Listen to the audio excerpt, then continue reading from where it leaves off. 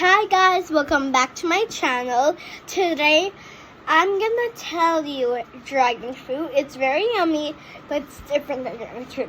You know Starbucks? Yeah, I know you know Starbucks, but look at this. It's a Starbucks dragon fruit smoothie. Look.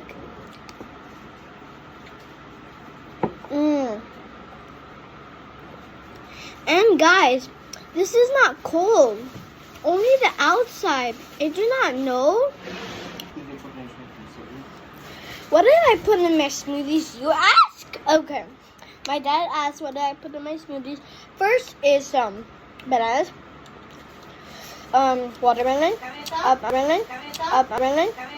Dragon fruit. Ice cream. Ice. So it's like whipped cream inside.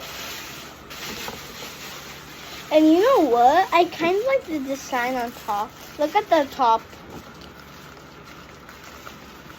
Mixing.